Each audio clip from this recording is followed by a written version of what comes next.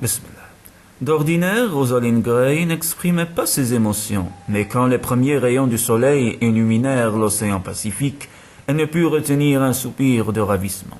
L'île minuscule vers laquelle il se dirigeait ressemblait à une émeraude, présentée sur un plateau d'or. Elle se retourna. Le navire qui les avait amenés jusque-là n'était plus qu'un point noir à l'horizon. Ils étaient seuls sur le petit bateau à moteur qui fonçait vers l'île. Que lui réservait le voyage?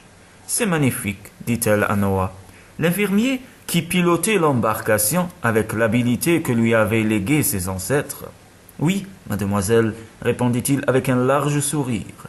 Si on oublie la malaria, la lèpre, le beriberi et les caries dentaires. Elle se mit à rire. Vous êtes devenu cynique au contact de la civilisation occidentale. Qui a aussi ces mots? Pollution, accident de la route, moi je préfère vivre ici. La jeune femme tira sur son gilet de sauvetage et s'installa plus confortablement. Pourquoi vous rendez-vous dans l'île tous les 6 mois alors qu'il y a déjà un médecin? Il n'est là que pour 1 an et c'est important de garder le contact avec les gens. En attendant, ils ont de la chance d'avoir leur docteur. Les 3 autres îles doivent se contenter de mes rares visites et de la radio en cas d'urgence. Rosalind hocha la tête, laissant son regard errer sur la mer. Jamais elle n'avait vu un spectacle d'une beauté aussi totale, aussi pure. Mais elle n'était pas venue au bout du monde pour admirer le paysage. Elle était là pour apprendre, éventuellement pour aider. « Je suis heureuse que le docteur Parent m'ait laissé vous accompagner, dit-elle. Au début, elle n'était pas d'accord. Elle songea à sa première entrevue avec le directeur de l'hôpital qui desservait les îles émiettées dans ce coin du Pacifique. Il avait semblé se demander ce qu'il allait faire d'elle, considérant avec perplexité la petite jeune femme volontaire qui se trouvait devant lui.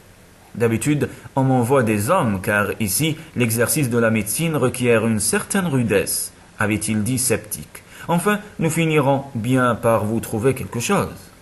Je me sens capable de remplir les mêmes fonctions que mes prédécesseurs, avait déclaré Rosalind d'un ton froid. Vous me pardonnerez seulement de ne pas aimer le rugby. Le docteur Parent avait pincé les lèvres. Peut-être avait-il pratiqué ce sport et espérait avoir des discussions passionnées sur les mérites respectifs des équipes anglaises et australiennes avec l'étudiant qu'on lui aurait envoyé, avait-elle songé. Puis il avait soupiré. En principe, vous êtes là pour observer, mais nous manquerons de personnel. Si vous pouvez nous donner un coup de main, nous vous en serons reconnaissants. Je serai heureuse de me rendre utile, à condition de pouvoir à tout moment consulter une personne ayant autorité. Je suis ici pour travailler. Sa réponse avait paru satisfaire le docteur Parent. Je vous remercie. Vous commencerez donc par le service de gynécologie. Ensuite, je vous enverrai en pédiatrie. Des spécialités qui conviennent à une femme? Avait commenté Rosalind d'un ton acide. Le docteur Parang avait souri. Je vous garantis que vous aurez de quoi vous occuper. Il n'avait pas menti. Les salles où reposaient les patients étaient dépourvues de murs et balayées par la brise océane. Il y avait trop de malades et l'on manquait de matériel, de médicaments et de personnel qualifié. La jeune femme s'était cantonnée dans un rôle d'observateur pendant une demi-journée, puis elle avait fait des suggestions et on lui avait attribué ses propres patients. Au bout de quelques jours, le docteur Parang l'avait transférée dans un service de médecine générale, et ensuite en chirurgie, où elle avait beaucoup appris en regardant et en pratiquant. Puis elle avait demandé l'autorisation de se rendre dans les îles. Le médecin avait hésité avant de donner son accord. Ces visites se déroulent généralement dans des conditions pénibles. On circule dans des embarcations rudimentaires et on dort parfois à même le sol. J'aimerais quand même y aller, si vous le permettez. J'estime que je n'ai pas trop mal rempli mon engagement ici. Avez-vous des critiques à formuler sur mon travail?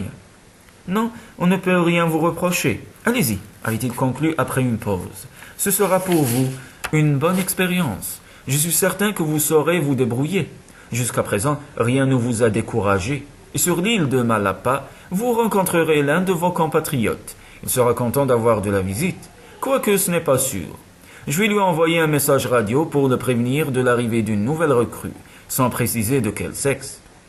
La remarque avait intrigué Rosalind, mais ayant obtenu gain de cause, elle s'était abstenue de poser des questions. Pendant 2 jours, elle avait été passagère d'un petit navire affrété par l'État. Elle prenait ses repas en compagnie de Noah, du capitaine et de son équipage, et dormait sur le pont. Puis, à l'aube du 3e jour, au beau milieu du Pacifique, elle avait été débarquée dans une frêle embarcation avec du matériel médical, les hauts fonds interdisant à un bateau plus gros de s'approcher de la côte. « Vous verrez, vous apprécierez le voyage, lui avait dit le capitaine. Bien que songeant aux requins et à d'autres terrifiantes créatures marines, Rosalind avait rétorqué d'un air digne. « J'en ai bien l'intention. » Maintenant, une demi-heure plus tard, la jeune femme dut reconnaître que le capitaine avait raison. L'île approchait déjà. Elle distinguait le contour des palmiers, les vagues qui venaient se briser sur la barrière de corail entourant Malapa. Avec adresse, Noah pilota le bateau à travers les rochers, avant de pénétrer dans les eaux calmes et turquoises du lagon. Peu à peu, la fraîcheur matinale s'estompait. Bientôt, il ferait une chaleur torride sur la petite plage de sable blanc. Elle voyait des enfants nus qui jouaient et leur adressaient des saluts. Puis un adulte apparut, vêtu d'un simple paréo aux couleurs vives. D'autres suivirent, de plus en plus nombreux, comme si tout le village s'était préparé à les accueillir. « Je ne vois pas le docteur Mark, » dit Noah d'un ton surpris. « D'habitude, il vient aussi. »« Il est peut-être occupé. » L'infirmier eut une moue débutative. L'embarcation effleura le sable. Aussitôt, une douzaine d'hommes entrèrent dans l'eau, saisirent les fargues et hissèrent le bateau et ses passagers sur la plage, au milieu des exclamations des enfants. Relevant légèrement le bas de son long paréo, Rosalind mit pied à terre et se débarrassa aussitôt de son gilet de sauvetage qui déjà lui collait à la peau. Sur les ordres de Noah, les caisses et les sacs furent sortis du bateau et emportés vers la plage. Puis des hommes et des femmes vinrent lui parler et l'infirmier arbora un air préoccupé. « Le docteur Mark est malade, dit-il. Pourquoi diable n'a-t-il pas envoyé de message radio? Allons voir ce qu'il en est. » Rosalind suivit Noah à travers la mangrove, à laquelle succédaient des cocotiers. Loin de la brise du bord de mer, la chaleur était accablante et la jeune femme qui ne portait qu'un t-shirt avec son paréo sentit un filet de sueur lui couler le long du dos. Elle aurait volontiers marché pieds nus, mais elle avait appris que, dans ces contrées, les blessures et les infections du pied étaient monnaie courante. Le cortège, composé d'une dizaine d'hommes portant les sacs et les caisses sur la tête, traversa le petit village, suivi par Noah et Rosalind, qui fut bientôt le point de mire des badauds à cause de ses cheveux roux. Mais depuis qu'elle séjournait en Océanie, elle s'y était habituée. Leur curiosité n'avait rien d'agressif. Ils firent ainsi encore 500 mètres et parvinrent devant la maison du médecin, juchée sur une petite hauteur pour mieux recevoir la brise du large. Elle était construite en bois et coiffée d'un toit en tôle ondulé. Comme toutes les huttes du village, le chemin qui menait à l'entrée semblait avoir été tiré au cours d'eau. Le jardin était bien entretenu et la véranda impeccable. Avec ses fenêtres pourvues d'un fin grillage, l'ensemble donnait une impression d'ordre et de propreté presque militaire. On entendait le ronronnement familier d'un générateur. Noah donna l'ordre de déposer les caisses et le sac de voyage de la jeune femme dans une petite dépendance. Puis, il s'adressa de nouveau aux villageois qui, à contre-cœur, rebroussèrent chemin. « J'ai promis de leur donner des nouvelles plus tard, » dit Noah. Il traversa la véranda et frappa à la porte. Une jeune fille âgée d'environ 18 ans, le visage soucieux, apparut sur le seuil et les fit entrer. Elle échangea quelques mots avec Noah avant de se tourner vers la nouvelle venue. « Bonjour, mademoiselle Rosalind, » dit-elle en articulant soigneusement. « Le médecin apprend l'anglais à Mathilda, » expliqua Noah. Ils pénétrèrent dans la pièce principale, qui semblait faire office de cabinet médical autant que de salle de séjour. Il y avait une banquette de rotin, des étagères de livres et le poste de radio indispensable dans ces contrées éloignées. Mais rien qui reflétât la personnalité de l'occupant. D'après Mathilda, l'état du docteur Mark a empiré, annonça Noah après un autre échange avec l'adolescente. Il ouvrit la porte du fond. « Docteur Mark, c'est Noah, » lança-t-il. Il n'y eut pas de réponse. Précédée de l'infirmier, Rosalind entra dans la chambre. La pièce était également ordonnée et spartiate. Une armoire, une commode et une pile de caisses. Mais le regard de la jeune femme fut surtout attiré par le corps immobile qui reposait sur le lit, étroit et bas. L'homme était allongé sur le ventre avec un bras qui pendait jusqu'au sol et recouvert d'un drap. Sa respiration était difficile, stertoreuse. Elle vit des mèches de cheveux blancs et une barbe.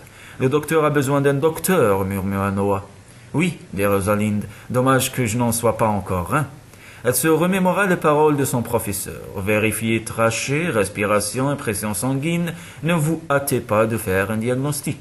Posez le maximum de questions avant d'examiner et de traiter. Essayez de savoir ce qui s'est passé. Elle commença donc par interroger Noah qui se tourna vers Mathilda.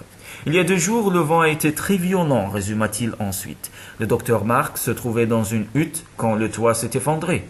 En tombant sur lui, une poutre métallique lui a gravement entaillé le dos. Il a demandé à Mathilda de nettoyer la plaie et de mettre un pansement, ce qu'elle a fait. Mais le lendemain, le docteur ne s'est pas levé. Rosalind vit le désespoir se peindre sur le visage de la jeune fille et lui tapota l'épaule. « Je suis certaine que vous avez fait de votre mieux, dit-elle d'un ton rassurant. Je vais l'examiner. » Elle s'agenouilla près du lit. L'homme paraissait avoir entre 30 et 35 ans. La douleur lui crispait le visage. « Docteur Harrison, m'entendez-vous? Je m'appelle Rosalind Gray. » Il ouvrit les yeux d'un bleu surprenant, très lumineux, qui contrastait avec son teint hâlé et ses cheveux d'un blanc foncé.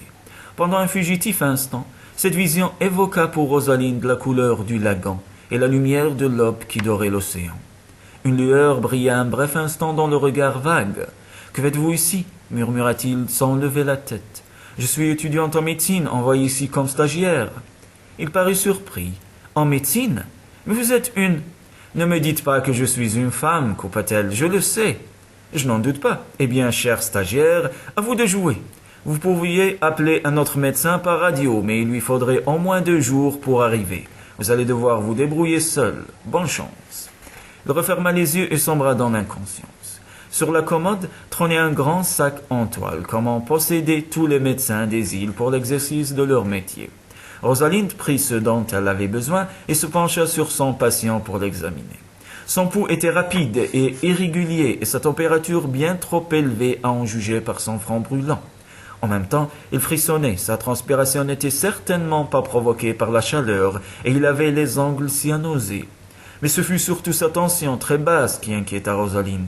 Pour examiner la blessure, elle souleva le drap et retira le pansement. L'entaille dans l'épaule était profonde. Des sutures adhésives avaient été posées maladroitement pour maintenir la plaie fermée. Elle palpa les bords de la coupure avec une extrême douceur, mais l'homme gémit. Rosalind fronça les sourcils. Sous ses doigts, elle avait nettement perçu quelque chose de dur, un corps étranger qu'il faudrait extraire, comme on le lui avait enseigné. Elle passa en revue les données du problème. Ne jamais prendre de décision trop rapide, répétait toujours son professeur. 9 fois sur 10, vous aurez raison, mais accordez-vous systématiquement un délai de réflexion. Ce qu'elle fit. Elle avait déjà eu l'occasion d'établir des diagnostics plus difficiles, mais pour la première fois, elle était seule, sans autorité supérieure à laquelle se référer. « Je pense qu'il s'agit d'une septicémie, » déclara-t-elle, ce qu'on appelait autrefois empoisonnement du sang. C'est assez rare maintenant que nous avons les antibiotiques, mais sous un climat chaud et humide, le moindre bobo s'infecte vite, commenta Noah. Les médecins occidentaux sont souvent surpris. On va le perfuser. Il a besoin de liquide et aussi d'une forte dose d'antibiotiques. Elle laissa Noah poser la perfusion tandis que Mathilda la conduisait à la réserve où les médicaments étaient stockés dans un vieux réfrigérateur congélateur. Rosalind considéra le stock, réfléchissant, puis opta pour l'ampicilline. Un antibiotique à spectre large. Il ne lui restait plus qu'à espérer qu'il n'était pas allergique au sulfamide. Elle retourna au chevet de son malade et ajouta le médicament au liquide qui passait déjà dans ses veines. « Nous verrons dans 2 heures si son état commence à se stabiliser, dit-elle. En attendant, je vais examiner de plus près la vilaine plaie qu'il a dans le dos. Je crains d'être obligé de rouvrir. » Noah hocha la tête avec gravité. « Bien, mademoiselle Rosalind. Auparavant, voulez-vous que je demande à Mathilda de nous apporter le petit déjeuner ?» Elle prit conscience qu'elle avait faim. La matinée avait été longue et pleine d'imprévus, même s'il n'était que 10 heures. Avec plaisir, la journée promet d'être bien remplie. Le petit déjeuner se composa de fruits, de pain et de café avec du lait en poudre. Pas de beurre, naturellement, mais de la confiture d'orange importée. Depuis son premier jour en Océanie, Rosalind n'avait jamais éprouvé de mal du pays, mais le goût de la marmelade lui rappela ses sœurs et la chaude camaraderie qui régnait parmi les étudiants de son université. Le soutien moral qu'il représentait lui manquait tout à coup. « Courage !» se dit-elle avec fermeté. En Angleterre, dans des conditions normales, ce cas ne te poserait aucun problème. Après ce bon petit déjeuner, la confiance lui revint. Passant en revue le stock de matériel médical, elle trouva rapidement ce qu'elle cherchait car tout était rangé et étiqueté avec un soin méticuleux, presque maniaque. Sur un grand registre figuraient les résultats d'analyse de sang et de graphiques représentant les liens de parenté entre des gens, sorte d'arbre généalogique des habitants de l'île. Elle le consulta un moment, puis le referma pour retourner auprès de son patient. Il avait les cheveux assez longs et une barbe. En principe, elle n'aimait pas les hommes à barbe, imaginant qu'ils avaient peut-être quelque chose à cacher. Mais comment juger d'une personnalité d'après le visage d'un homme malade et endormi? Elle se pencha. Non, il n'avait pas l'air d'être un obsessionnel. C'était un visage intéressant, avec des rides d'expression que le sommeil n'effaçait pas. Un visage marqué par la vie.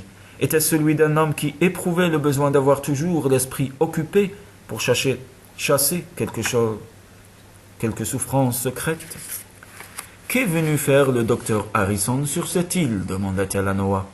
Celui-ci haussa les épaules. Le docteur Parang voulait le garder auprès de lui à l'hôpital, mais le docteur Harrison a dit qu'il avait des recherches à faire.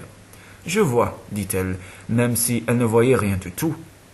Puis elle considérait le matériel qu'elle avait apporté, ampoules et instruments sous emballage stérile. Je vais avoir besoin de vous, Noah. J'ai déjà servi d'assistant en cours de petite intervention. Je vais préparer le plateau et me laver les mains. D'abord, il fallait administrer un anesthésique local. Elle injecta de la lidocaïne dans la région affectée et attendit que le produit fasse son effet. Son regard erra sur le dos musclé à la peau dorée. L'homme était mince, avec une silhouette d'athlète. À l'aide d'une pince, elle retira doucement les sutures adhésives. La blessure n'était pas belle à voir. En prenant le scalpel, elle surprit l'infirmier qui se passait la langue sur les lèvres. « Il a peur que je n'y arrive pas », pensa-t-elle amusée. Mais elle savait qu'elle réussirait. La plaie s'était remise à saigner, mais Noah épongeait chaque fois que Rosalind le lui demandait. Elle finit par repérer ce qu'elle avait senti au toucher. Des éclats de fer rouillés. Après les avoir extraites un par un, elle nettoya la plaie en utilisant généreusement un antiseptique. L'entaille était profonde, mais elle décida de ne pas la refermer pour l'instant.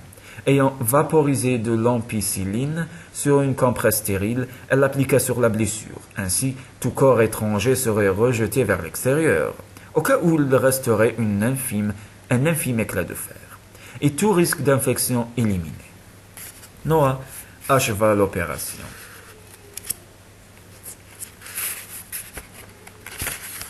Par un épais pansement qu'il prit la précaution de ne pas serrer.